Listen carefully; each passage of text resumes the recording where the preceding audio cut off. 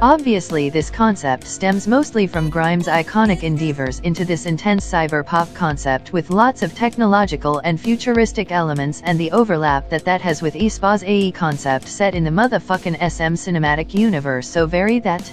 But to be a bit more specific, I wanted to pick out two sort of main styles within Grimes' music to flow through the album hopefully pretty seamlessly, but please cut me some slack. I tried to pick at least one track from each of her albums which all have very different soundscapes.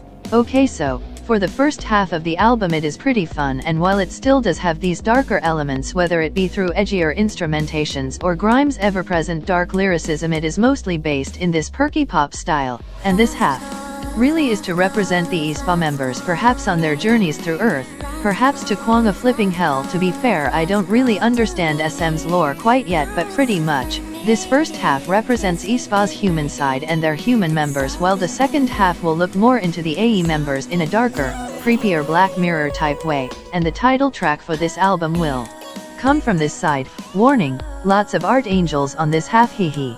On this side, if you could call it. We also find some of Grimes' earlier work, and although they are relatively dark in nature, I chose to put them in the, for lack of a better term, light half due to their roots in humanity before we delve deep into that uncanny valley present in the second half. Speaking of that second half, I'll be honest, it is almost entirely Miss Anthropocene, and wow, you don't even know how hard it was for me to not put every single song from Miss Anthropocene onto this, because oh, it is literally the exact direction I want for aespa to go into. But anyway, yes, this half will full focus onto the technological side of things, and while the whole album has twinges of this as it is aespa's whole concept as a group, this side of the album looks at it in a heavy way. I wanted this part of the album to feel like an almost quiet terror, nothing too in-your-face scary, but sort of to encapsulate that mixed looming horror that I think we have all felt at least at one point when really thinking about how far technology has come, and possibly where it could go. Rather spooky?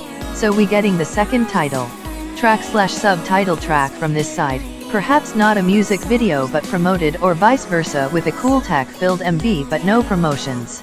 I kind of like the latter, to think of this side of the album to be something that exists only digitally, never expressed live in concert with real people. Pretty sick, I think.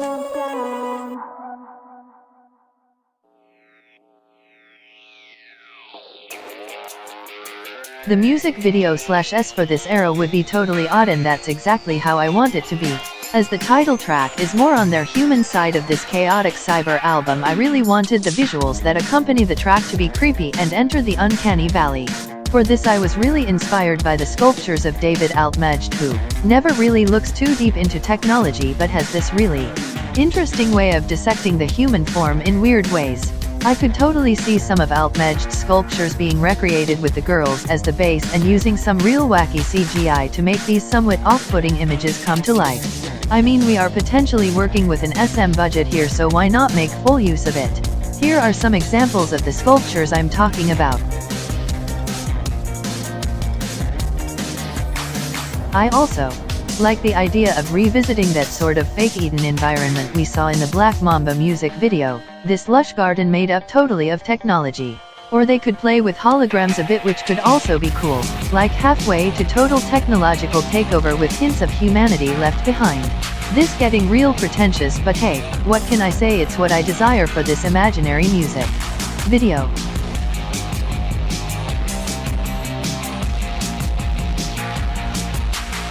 I would really love to take over for styling aespa entirely because, man, their styling does not do them or their concept any justice.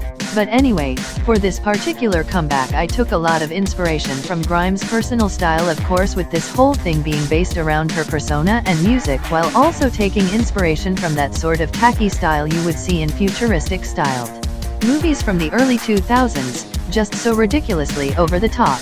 I would love to see loads of silver jewelry all over the girls, especially some interesting facial jewelry, however, for safety purposes, as the girls will likely be dancing in these huge jewelry pieces, it might be best to leave it with just some extravagant ear cuffs and cool necklaces, lol.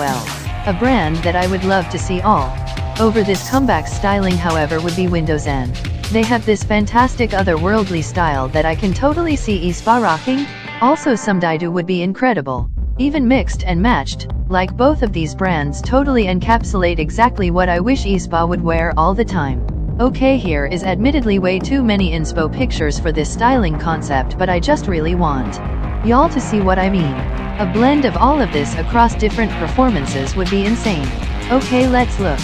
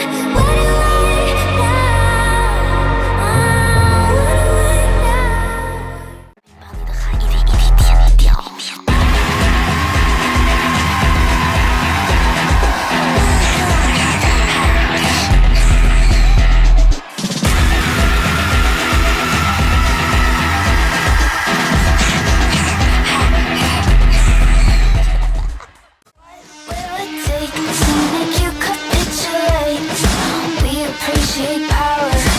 We appreciate